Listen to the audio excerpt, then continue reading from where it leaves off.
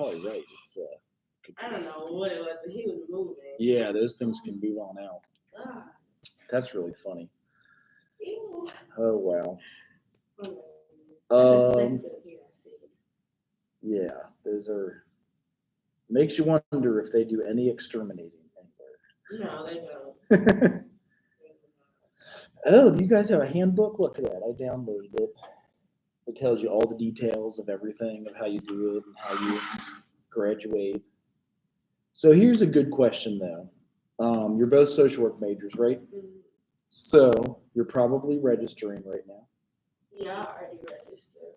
And again, if you can, start keeping track of your stuff like this.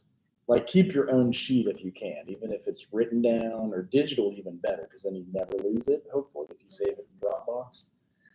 So I don't know if it's easiest if you guys wanted to take a picture of it, or like, yeah, that's pretty much it. That's how you would graduate. That was weird. Why did it go to 2 pages? I want 1 page. Okay. So maybe if I go the full, no, that's not the full. So yeah, that's everything. If you want a BA degree, they do add on this foreign language. But most people don't want to do a foreign language. Yeah, I'm doing a foreign language. Okay. So that's kind of where we're at with all of these, but that check sheet, that's pretty much what you want to follow, and then putting in the semester you finished it, and then whatever your grade was in it, and that would be kind of it. Okay. So which ones are you taking next semester? I'm taking critical thinking. Okay. Oh yeah, I see that. Philosophy. Ah. Yeah. Okay. I think I'm taking intro to sociology too. Oh yeah, that's a required. Did they follow this check sheet when you registered? Yeah. Okay, good. Because when they don't, it like screws all of our students up. That's why I always do this. Like, yeah, I went last week, so I got like first pick on the classes that I wanted to take. Okay. And then are they really paying you $300 if you register on time? I don't know. I didn't hear that. But I heard if you register. So. I really hope so. I know I'm taking a history class because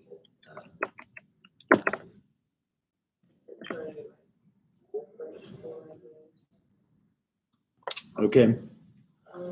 I couldn't get into social welfare, I don't think. Oh, really? Yeah. Maybe because there's only one section of it offered right now? Yeah. Okay. I couldn't get into that. I think we had 2 sections last time. Oh, and they also make it like required for every single student all over the campus, which is weird.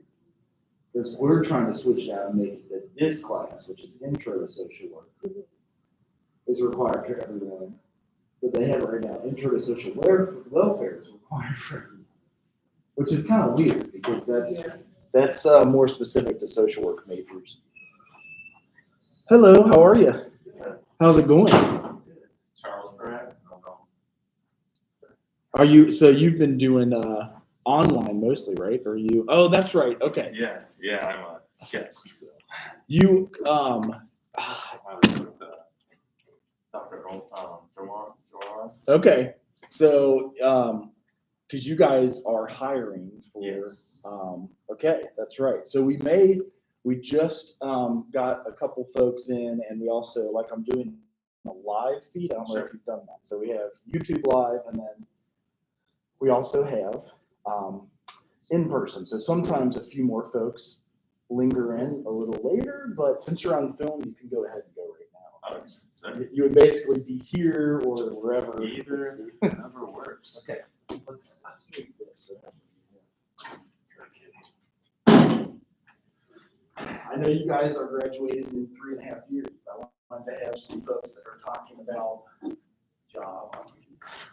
For sure. Yeah, so again, I have a little presentation actually. Awesome. So yes, you can totally use this computer. It'll probably poke in right here. And then it's being filmed. I can try to make it so it's filmed a little better for the online students. We have a few that have gotten COVID. this is So we the really link. can't, yeah, I can see. Okay. So we really can't work in our major until like our junior. You could. I'm sure that most jobs that you hear about do require a 2-year or a 4-year degree, which I'm guessing your job might require a 2-year. Yeah, so I'm actually a police officer, so that's, Okay. So that's yeah. So you technically don't really even need a degree, but Right. Yeah. but it depends where you work. I mean, most of us we work do have a degree. I have a master's. A lot of us do actually. Okay. So this is for Social so work. introduction to social work, correct? Yep. Undergrad kind of We level. are. Yep. You can Okay. close whatever's on there. We're not like attached to. Cool. We're open letters. So yeah, sorry I was running late too. No, that's okay. We kind of run on our own time frame here as long as we clear Sweet. half online and half in person. I like that. I like that. As long as you do the work, you're going to be okay. When did your guys' semester start? We started probably August 15th or Yeah. 20th. So we've been here for a little bit. So yeah, we're officially halfway, and then get a whole week off for Thanksgiving. We've never had that before. Like it's like 10 days off for Thanksgiving. In the past, you used to get like Thursday, Friday, Saturday, Sunday. That's it. So now, I don't know if that's because of COVID or what they're doing. They took away fall break. Yeah, they did that for me too. That's I want a break. I know, I'd like fall break right now. That's what it usually is. Seriously. But for whatever reason with COVID, they took away fall break and like last year. They don't want people like keep going home and then coming back. And I heard that they were gonna try to send us all home after Thanksgiving. That's what they did last year, because they don't want people bringing coronavirus back from like Chicago. Yeah. This, whatever, that's, you know. Did you do one of Johar's classes online? No, he invited me to one later this evening. Okay. I think probably a higher level one, I assume. So like it's an evening class. It could be mine. I have groups at 5:45. It's like. Yeah, that might be it actually. Okay. Yeah, 5:40 general practice too. Correct. Yes, and that's Yeah. also pretty similar. It's like a lot of, I am hybrid, and so I give everybody the option. And most people have, kind of rolled with doing it online. I would be the person, if I did it online, I don't do as well. So like I need to show up and do the work. I always like being in person. I'm Right. like, Personally. I do not like being in person. Oh, you I'd don't? rather be online. I'll- But it's my major class, so I'm like trying to. Yes. Yeah, this is the first major social work class you have. So that's I think I cannot. was taking when I was in my master's program, I was online for we were online for a long time, right? And it was so much more convenient. So you get really used to it, but then after a while, it's like, I kind of like talking to I can close this Talking for to you too, is this is like a little hazard. This doesn't have to be open. I always do it so I can like stretch my calf muscle. Sweet. So I just kind of want to do a little quick presentation here. So I'm kind of on social work and police and kind of working together and collaborating and kind of the different practices of it. If you guys want to talk to me, certainly after class about the job or during class or whatever you want, if you have any questions about policing and stuff like that, I'm more than happy to answer it. They sent me here there's a career expo at 1:00 today. So I'll have a table there if you want to talk to me there too. So that's why they sent me there, but we'll kind of talk about this here. So I work as a mental health officer for the City of Madison Police Department, which is all the way in Madison, Wisconsin. I know it's kind of a long way from Is it here. really? Yeah. Okay. But we're kind of trying to recruit, diversify our police force. We're reasonably diverse, but Madison's not a very diverse place. Comparably, it's getting bigger and more diverse. But we're trying to do this. So who am I? So I work as a mental health officer for the Madison Police Department. So we do a lot of like police social work collaboration. We have some embedded crisis work or social workers with with our department. I kind of wanted to just go over that. So I was born in Ithaca, New York, which is where Cornell is, and I kind of just wanted to talk about kind of my story of becoming a police officer. You know, it's probably, I think actually, at least in Madison, it's pretty similar to a lot of the stories of the officers, but in general, it's not actually, you know, kind of not the stereotypical story. So I you know, grew up in rural New York. I studied emergency medicine at the University of Pittsburgh to be a paramedic, basically. I worked as a paramedic, kind of decided I wanted to do something different, went to nursing school while I was working there, you know, really got into kind of the mental health side of things. But I realized I didn't really want to work in a hospital and be stuck in a hospital. I wanted to be out in the field. So, and I kind of had realized through my work as a paramedic that, you know, for better or worse, certainly at the time, still pretty much true now, is that police officers are like the first responders to mental health emergencies and most mental health things. And so, and I kind of liked the, you know, structure and you know, kind of pride of public safety. So I got it. So I decided I wanted to become a police officer. And I was kind of looking around. Found that Madison had this mental health unit, that they, you know, are pretty progressive police department. And that's kind of so I decided to kind of go for that. This is also post Ferguson. So as a multiracial police officer, I kind of wanted to be you know, try to fix the problem more than kind of hang back and just watch. So be part of the solution per se. So some objectives here. So kind of explore some barriers to effective collaboration, identify kind of points of intersection between police officers and social work, and some kind of strategies for improvement. All right, so here's kind of some shared cases. So there's actually really a lot of intersection between social work and policing that they kind of, I don't know, it's talked about as much as it should be or kind of as it is. So, you know, mental health commitments in Wisconsin, I know this is your introductory class, so I'll try not to get too in the weeds about nuances of things. But in Wisconsin, for a mental health commitment, it's actually required by law that a police officer and a crisis worker, usually a social worker, have to both approve this commitment. So you really have to collaborate quite a bit just on those attempts. And then there's also suicide attempts. You know, a lot of people with chronic mental health issues have a case manager, it's usually a social worker, and that requires a lot of collaboration. Other acute mental illness, and even just, you know, child crises, abuse, neglect, human services, and CPS are usually staffed by social workers who often we interact with quite a bit. Domestic violence, usually like battered women shelters are usually staffed by social workers, also require quite a bit of collaboration. Also AODA issues, alcohol and drug abuse, all those things have a lot of social work components and a lot of police components, obviously.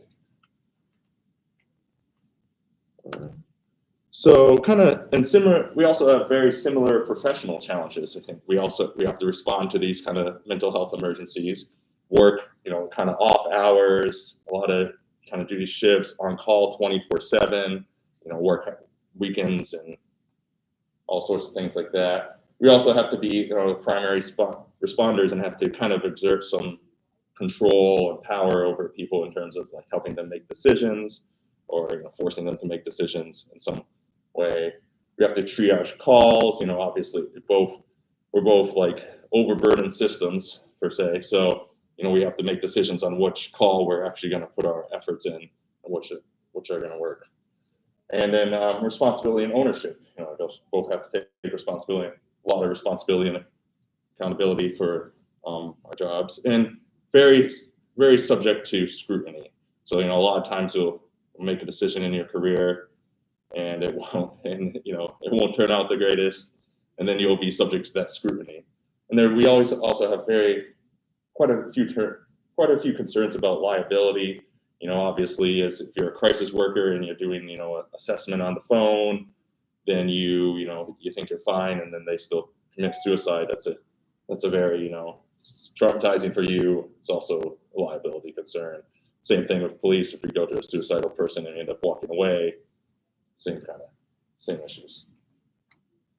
And then kind of, so exploring some differences, because, we just talked about all the things we got together, but obviously, we're not sitting by a campfire and singing Kumbaya, so we come from different backgrounds. So policing, has a very, command structure, like a very kind of military-esque. If somebody tells you to do something, you do it, and it kind of that goes down the line, and you have a lot of discretion in terms of kind of maybe on a lower level, but also if somebody tells you to do something, you have to do it.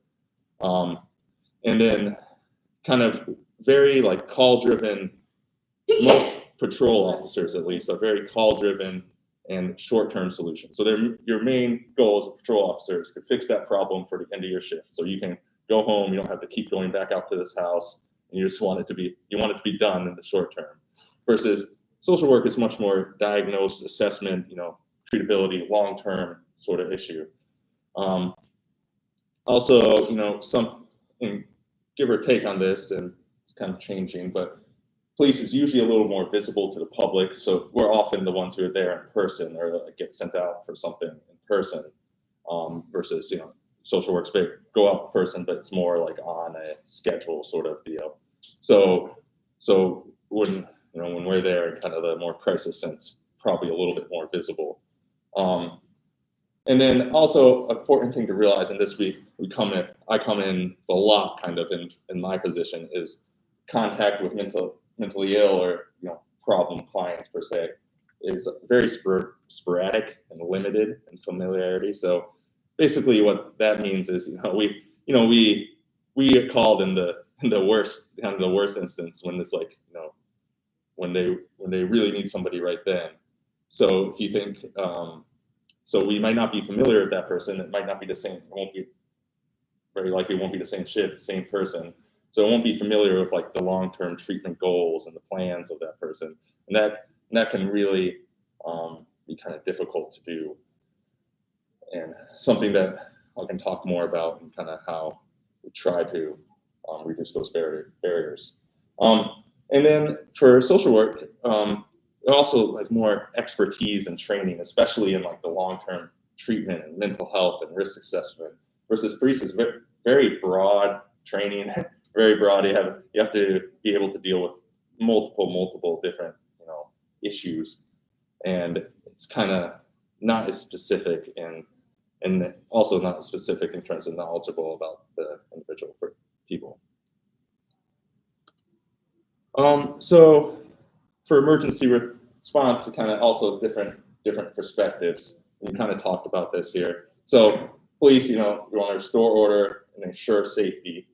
And our kind of role is dictated by like laws and responsibility more than and social workers is more like best practices and guidelines per se.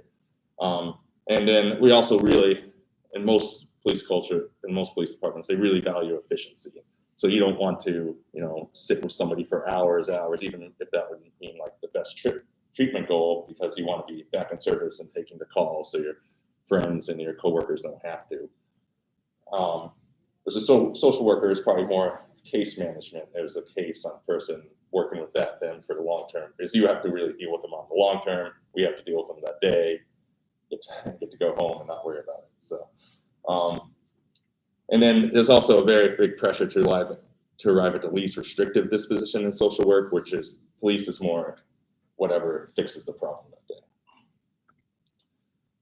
So some barriers. So this is kind of general, chronic versus acute. Say social work is more in the chronic thing, where probably more want to fix the acute problem, more immediate safety for police, long-term treatments for social work, securing the situation for police, least restrictive outcome. And then police are very focused on behavior and ensuring the safety, not necessarily the long-term treatability. And then so some mental health so commitment, this is kind of a topic for commitment versus arrest, jail versus the hospital. Kind of that very often these things kind of don't exist in two silos. They're very, especially in a field level, they're very nuanced, very very difficult to distinguish on kind of the the individual level. So basically, what I like to say, and this is really getting nuanced. I'm sorry, this is your first class, so we'll probably just put some ideas in your mind. But somebody with a long criminal history, or murdered somebody, 5 years ago, long criminal history, they can still have a mental breakdown that requires mental health treatment, even if they have this long history. But in the same way, it can go the other way. Somebody can be treated for their mental health concerns and still make a conscious decision to do something that should go in the go down the criminal justice route. And it's also this is a very difficult, nuanced thing. I read constant articles about how many people with mental health problems are in the criminal justice system, and it's very difficult because it's tough to tell. But also we found in my work that often the criminal justice systems kind of use as kind of like this thing to initiate treatment, or kind of coerce treatment on people that really need it, but will never actually make their own decision because of mental illness or whatever to actually do it. So in a way, it can work out for the good if the systems are in place for that to happen. Actually, aren't always on, unfortunately. So you can tell here, system issues. So lack of facilities. You'll learn about this in your major for sure. But placement options, safety components of safety plan available. That's kind of going back to the familiarity between subjects. Transport time is a big one for us in Wisconsin. So we have one state mental health facility, and the majority of our commitments go there, and it's 2.5 hours away. So we have to drive all of them up there after they get medically cleared at the hospital, so it's a good 12, 16-hour call if that's what you get, which obviously it's not, no one's looking forward to. And then we'll kind of talk a little bit here about protected information. So I was a healthcare provider, so I had to operate under HIPAA for a while, so I'm reasonably familiar, but important, and we sometimes have issues with barriers to communication on information about that, but important, this is a federal regulation actually, which is kind of interesting for me. Obviously I have issues with this sometimes too, but this is important. So if you ever have information that's necessary to prevent serious or intimate threat to health or safety of a person, you can always provide that information to somebody who has a reasonable ability to prevent it. So somebody could ever call you about, needing information on somebody who was suicidal and they were trying to find their address or phone number or something. Under federal regulation, you're allowed to do that. So some quick recommendations here. So some important thing is to always recognize and respect professional differences. So it's, I think sometimes since we come from these very different kind of routes, and different cultures and stuff like that, we kind of push off against each other and don't really come at it with kind of this credibility, kind of trust in the working relationship sort of idea. We kind of often will use each other, and this goes both ways, as different things. So, police might just want to just dump, this person. It's like, oh, their case manager isn't working hard enough on this person. They're not trying, this never works. We always have to pick up all the messes. And, sometimes, often, case managers will just, just call the police, send the police out there, just have them figure it out. Or it's like, oh, they can give you a ride or something like that. Or, they can sit with you or something like that. One story that I like to think of, which is kind of a difficult one. One time there was a case manager who was working with a client, kind of got off his meds. She went out there to talk with him, see how he was doing, and he walked away from her. She called us, which was all reasonable, and she comes to the hospital with us, and her plan was to work with us to try to get this guy the best treatment possible. And her kind of what happened the last time when he went off his meds is he kind of got super violent and called off and punched some. I think it was either a nurse or one of the police officers who was with him at that point. And so, and sure enough, she's sitting next to him and he hauls off and punches her. And then so then he starts fighting with us. We have to restrain him. But then she just leaves after that, and we can't find her. We have to call her, and she left because it was traumatic for her and stuff like that. But it's important to realize that, like, from a policing perspective, it doesn't. This is your call, you stick with it for most part for hours until it's complete. And so, like, when another professional like that just leaves and kind of dumps it on you, even if it's traumatic and stuff like that, which it was for us too, and obviously for the person, it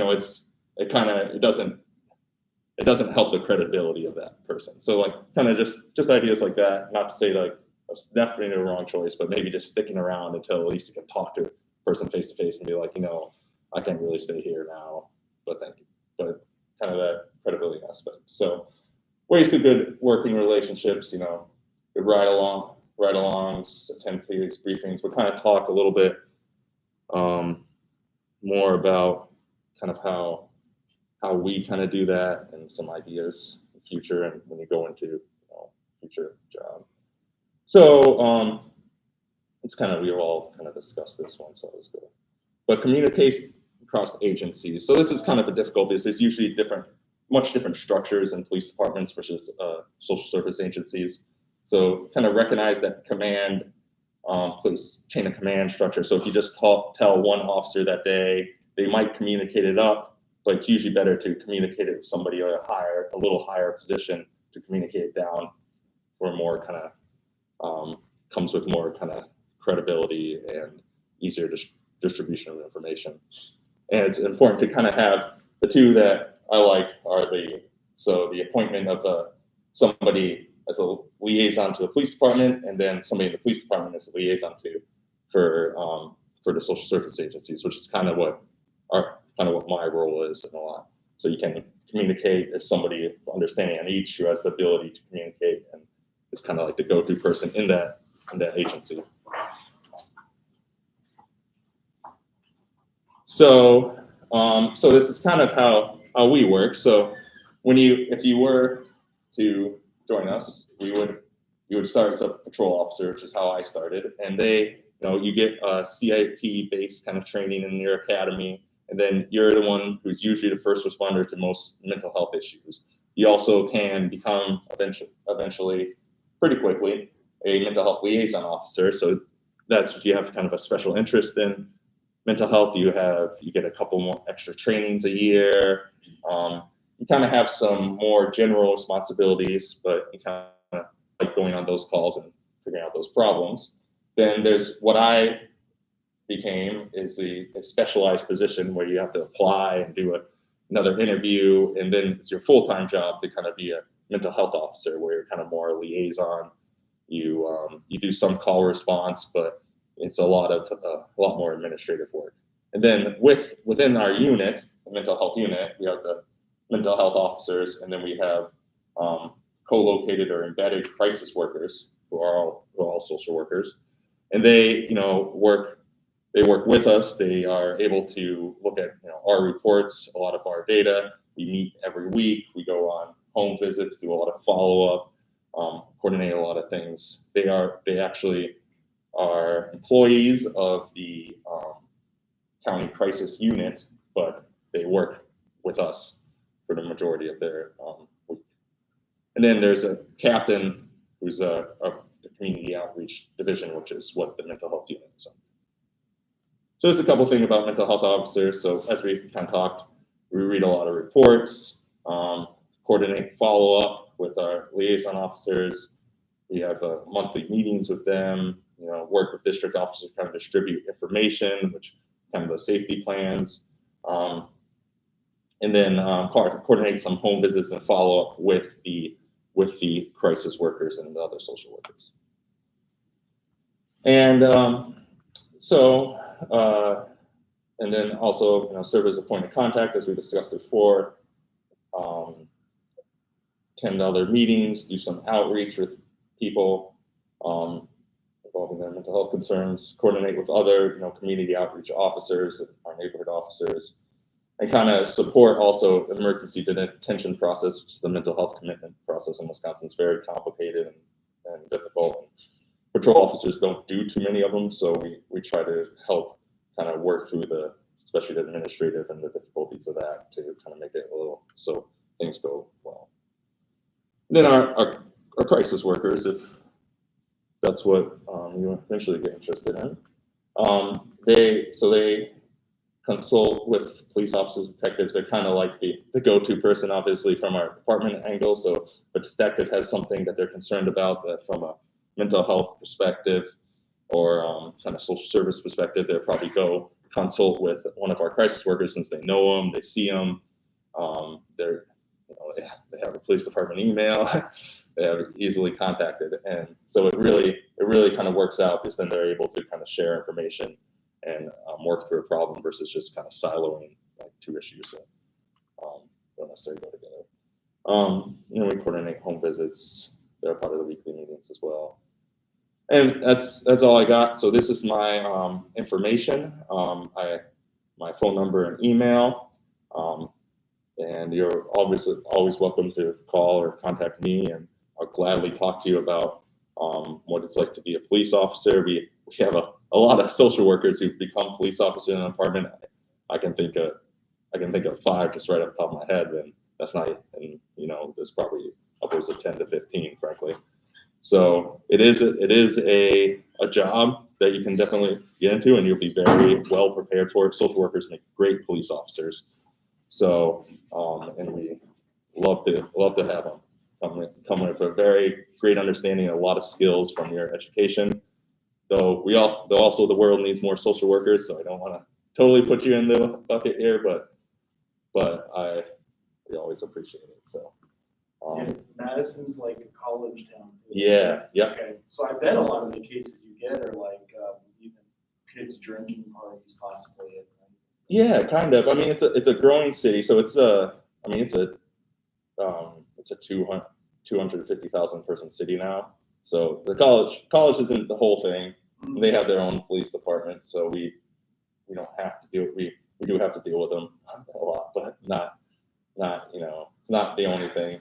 So it's a growing and thriving city. It's increased 50,000 population in the last 10 years, which is quite a bit. So becoming some big city problems for sure. But do they have a range of pay that you're able to share? Like what do you get a bachelor's or like associates? I know sometimes that's how you measure it. Yes, actually it is. Trying to think.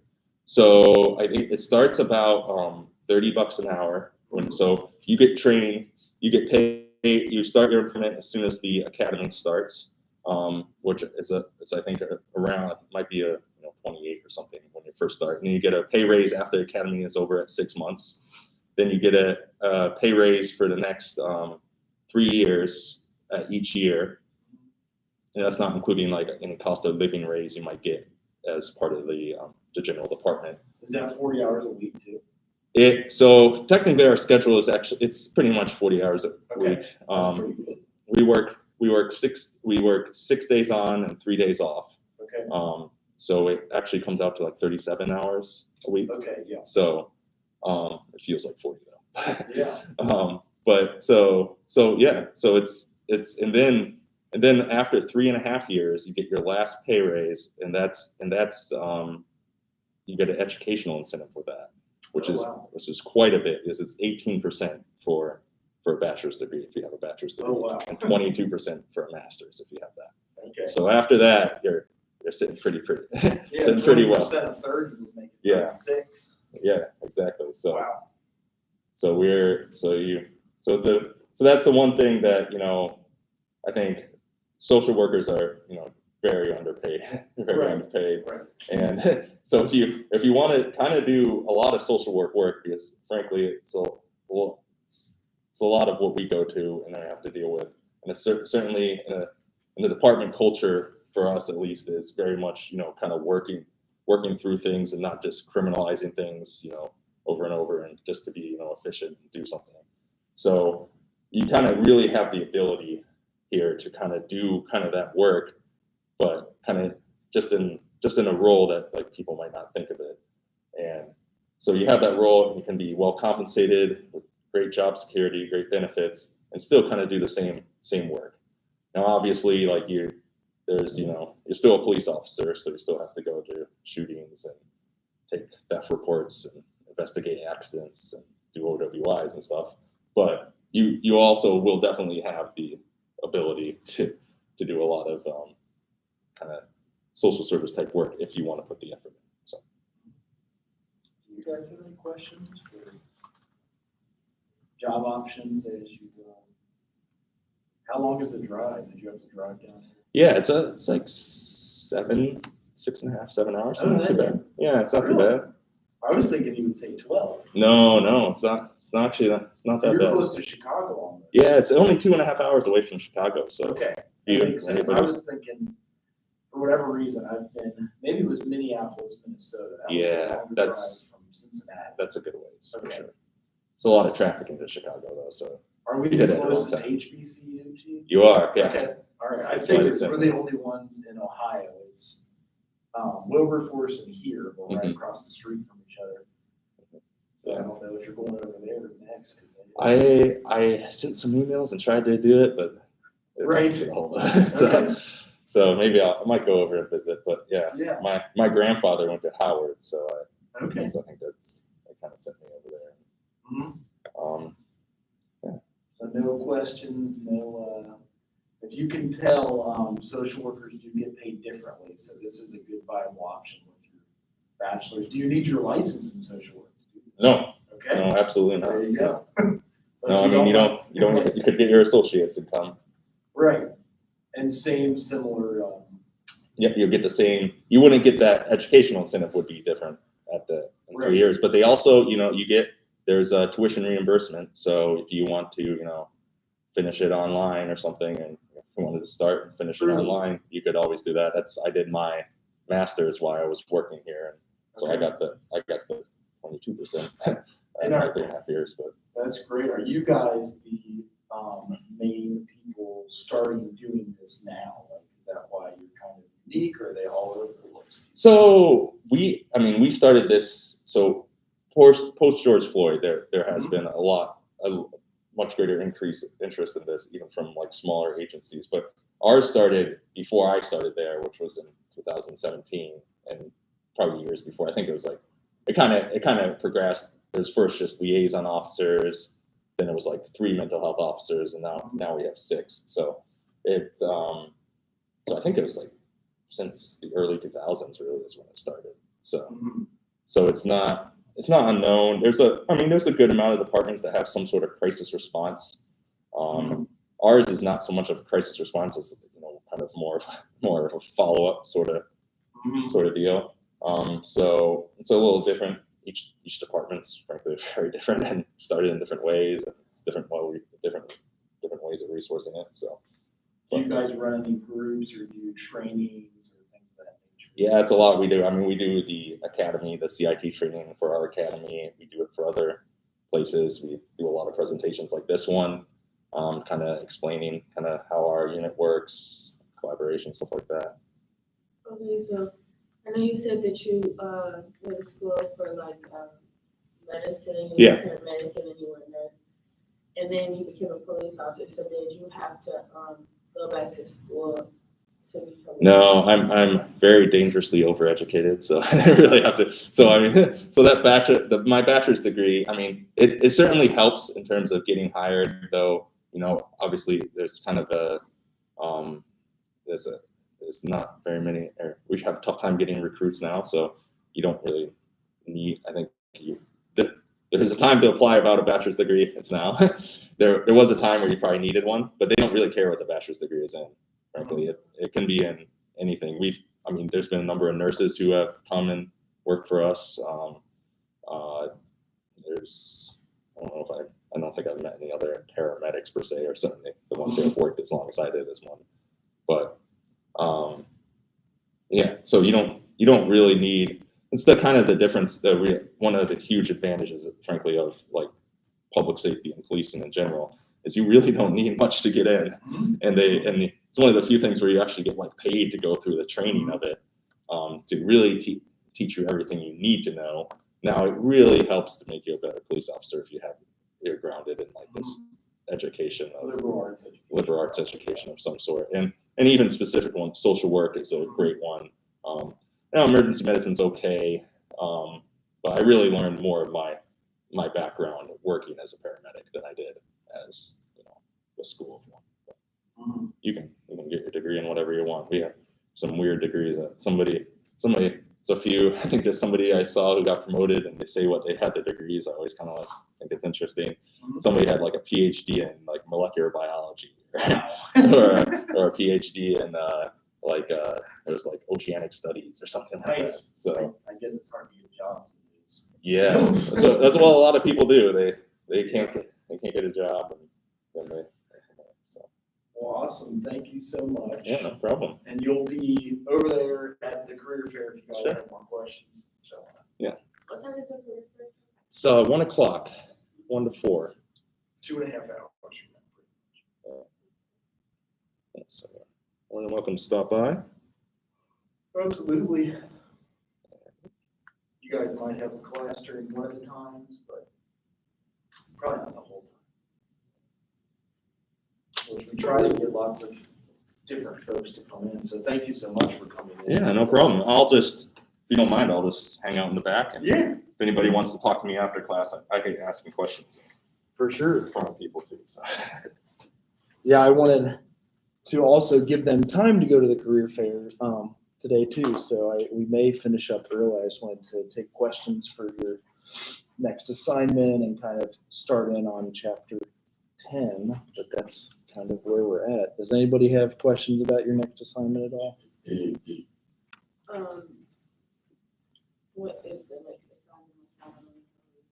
The field observation. So going out into the field, and it's right here. So, and I also had an example for you guys. So sometime during the beginning of the semester, students expand their boundaries, putting yourself in a setting where you are the racial minority in a situation in which they're unfamiliar. So a lot of folks go to like Denny's or Perkins or a space, especially in Xenia. I come from a big city, Cincinnati, or a small city, but like coming to the country, it's a big difference. And like, things you observe out here in the country. So prior to participating, the experienced students are to identify common stereotypes and prejudices often associated with the population group. This says attend by yourself, but if you go eat with somebody, I'm fine with it. Just be sure to write your own paper, obviously, and then your PowerPoint. So you're going. This is our only presentation in class. I know you said you don't really like presentations, but it's experiential, so hopefully it'll be just kind of sharing your experience. So attend with others, but write your own paper. Observe your feelings, your reactions, and experiences. Identify any stereotypes, prejudices, and differences in communication styles and cultures, and then which you observe and you are the recipient. So like if it's the waitress or the management or the people working there, what you notice, and then also anything that you notice about yourself. And then these identifications are written in the outline format and presented to the class. So that's the project. I did give this example the other day. So this is somebody who went to Chick-fil-A. It's about 4 miles away. So that's the closest. And Cedarville University is not just a PWI, a predominantly white institution. It's also Christian, where you sign a contract. So they are very different than us. So she went there to observe. At Chick-fil-A, it's 8 minutes away. They have the restaurant's open to the public, which I didn't know that. You can't use it on the app, because I always try to order food on the app, and that doesn't work. So she expected to get side-eyed because she doesn't look like everyone else. Expect some of them to be rude, for people not to acknowledge her. Expect for my name to be called wrong when my order was ready. her experience was that the first thing she noticed that she dressed a lot different than the other students. They may have more conservative dress, being a Christian university instead of a public university. She was treated just like the other students, though, when she was placed in her order, and the service was quick, and the employee was very friendly, and they even said her name correctly. So her kind of expectations were thrown off. She felt a little out of place because not only was she a minority, but dressed a lot different than other students, nervous and expecting the worst. However, she'd say her physical appearance did not change, how friendly people were, and would definitely go back if need be. So it's only about 4 miles away if you like Ubered there or drove there. I don't even know if we have Uber up here. Does Uber work up here? Does Lyft work up here? Does, I guess, a bicycle work up here? That's what we did in college, but feet walking. I guess it's country roads though too. That's kind of scary. It's getting darker out. So that's the one. And oh yeah, this is the one that we watched the other day about intervention, talking about the intersection between both like police force and also social workers, because a lot of times with specifically drug and alcohol interventions, that's where we see folks kind of wanting to force your kid into drug and alcohol rehabilitation, or trying to force folks into different situations. Any questions about that assignment? There was another intervention I had for you guys, but that's right. Okay. And then I also have removed.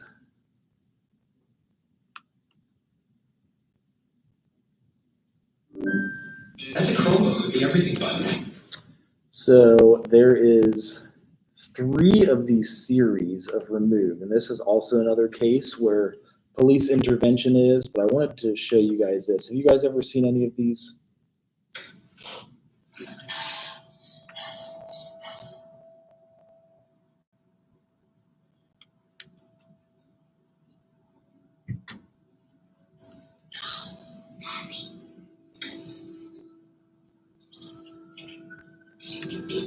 And actually, I'll do this one next week because it's longer, but this is kind of the first one of the series, and it's just a shorter one. It's about child protective services and kids that have been placed. So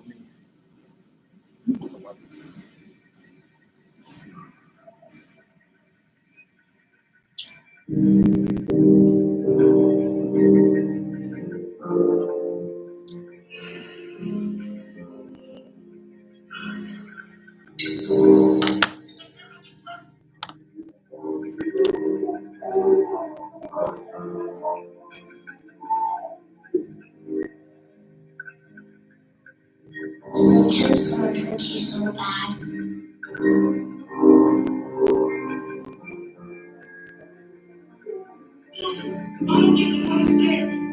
It stops hurting at all.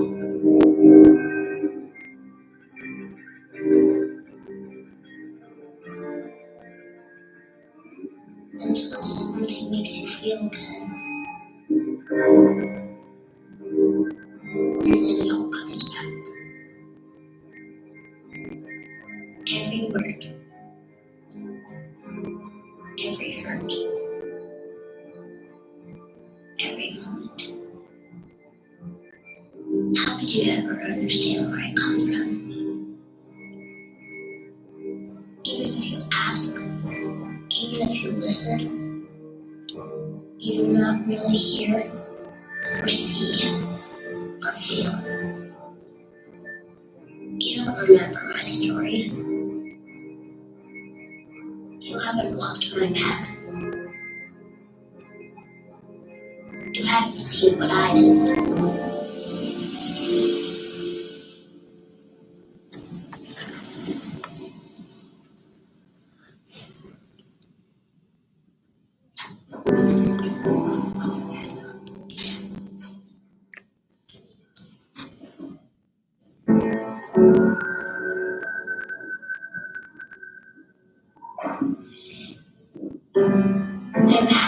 defines me. This is who I am.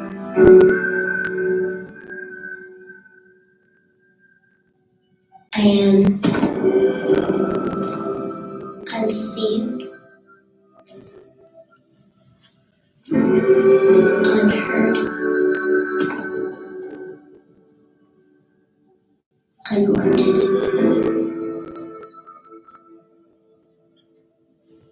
That is what I am. If even I am anything.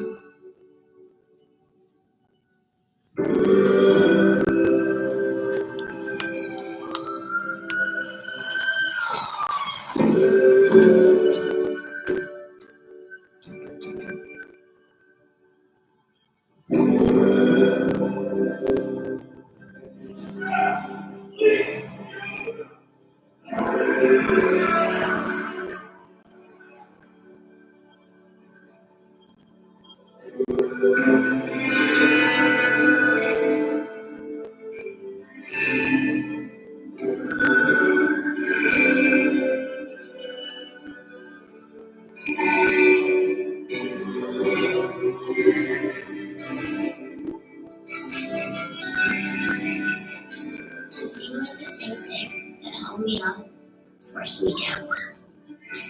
The world turned upside down in order to disappear.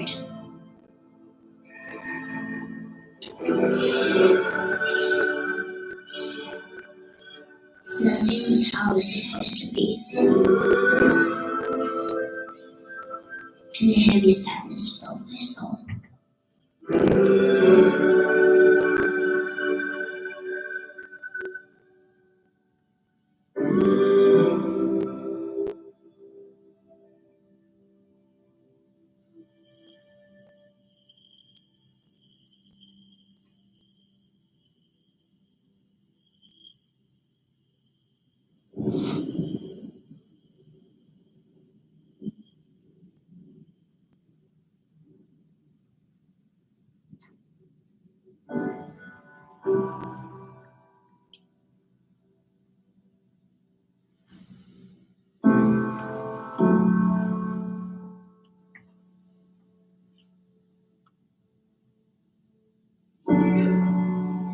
Deeper and deeper I fell within myself. And nothing could draw me out.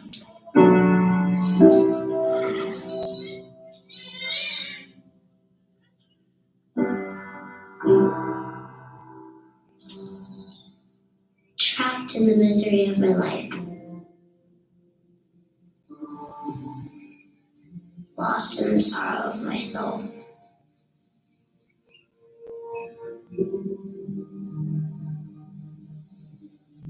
Unable to see the light. Unable to see the dawn. To feel. To hope. To dream.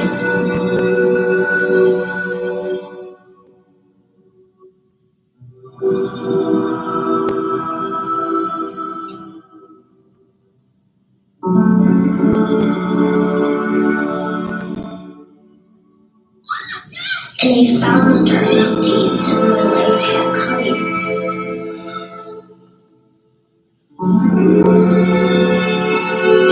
The blackest nights of my soul never stopped.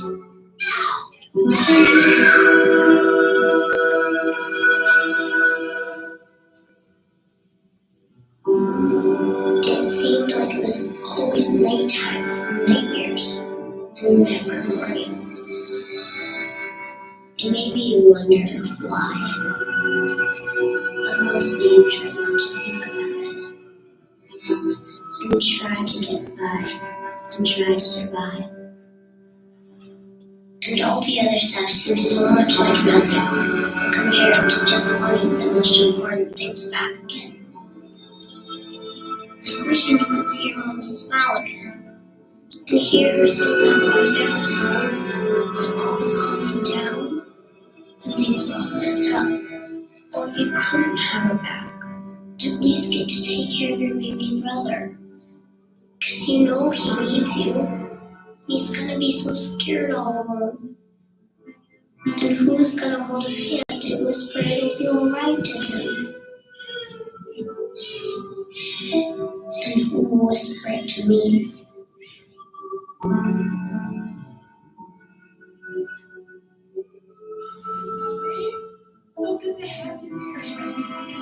I know I am helpless, dependent, desperate. But what happens when those you need the most threaten your very existence? I've heard plenty of promises, and they all sound the same. Push hard enough, and sooner or later, they all prove to be empty. The sun comes up every morning, but do you know where? Each place is somewhere different. It's hard to find east when you keep moving around, but at least it comes.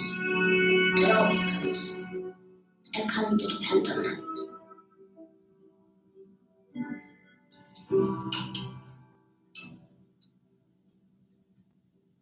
And slowly seasons changed around me. The world would not be pulled out from under me again. Feet safe, roots starting to grow. Little buds of hope formed. Slowly attempting to trust this new life. Hey, Brad, let me show you what I got for you.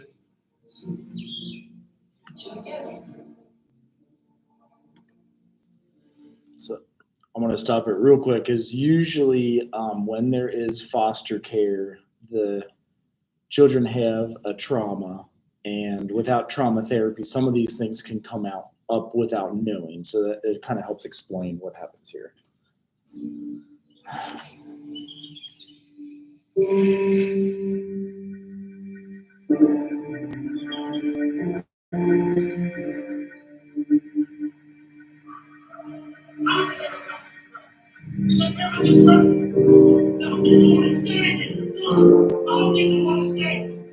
I wish someone would tell me it's gonna be okay.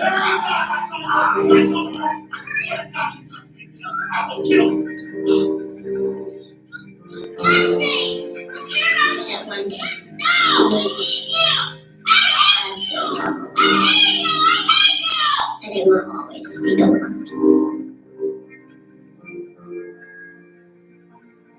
That I'll have a mommy who will hug me and be strong for me. Because maybe I can't do it all by myself.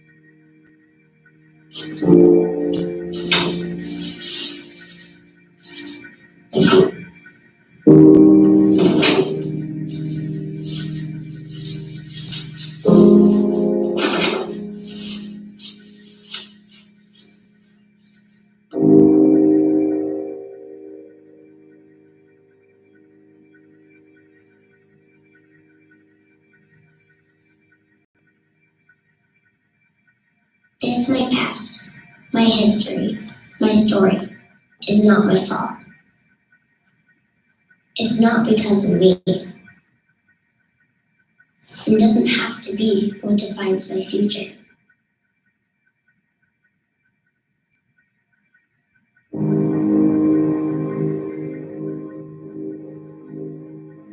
I am loved. I am worthy of care. And that glimmer of light, it makes all the difference. The glimmers of light give me hope that someday my summer will come.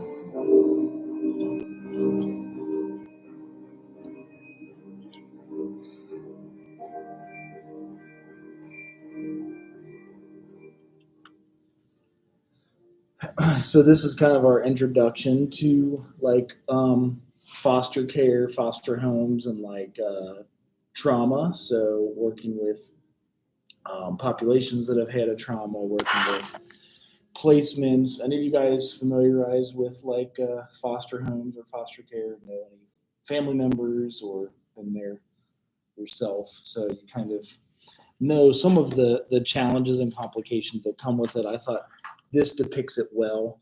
We'll watch part 2 of that actually next week. So I wanted to give you guys time to start on your projects and also get to the career fair if needed. I know it's only 15 minutes early, and also ask any questions if you had about the presentation today. So that is everything that I have for today.